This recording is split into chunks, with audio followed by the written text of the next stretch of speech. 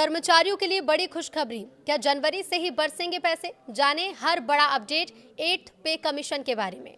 नमस्कार, न्यूज 18 का digital platform आप देख रहे हैं और मैं हूं रितु सिंह। 8वें वेतन आयोग में सबसे बड़ा खेल फिटमेंट फैक्टर का है। अगर सरकार इसे 1.92 या 2.15 के करीब रखती है तो सैलरी में जबरदस्त उछाल आ सकता है।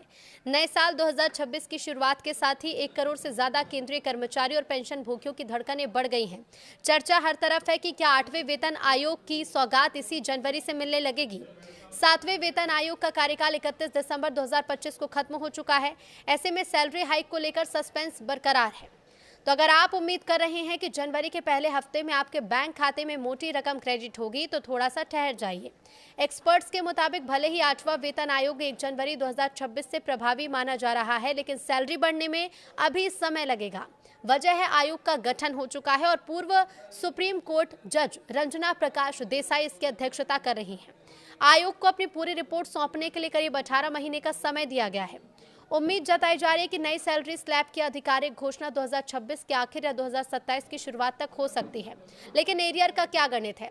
तो देरी का मतलब नुकसान नहीं है, बल्कि नियम ये कहते हैं कि अगर घोषणा में देरी होती है तो कर्मचारियों को 1 जनवरी 2026 से ही एरियर मिलेगा। मान लीजिए अगर आयोग 2027 में लागू होता है तो आपको पिछला पूरा पैसा एकमुश्त मिलेगा। हालांकि याद रहे कि एरियर पूरी तरह से टैक्स के दायरे में आएगा। 8वें वेतन आयोग में सबसे बड़ा खेल क्या है? तो ये खेल फिटमेंट फैक्टर का है। अगर सरकार इसे 1.92 या 2.15 के करीब रखती है तो सैलरी में जबरदस्त उछाल आएगा।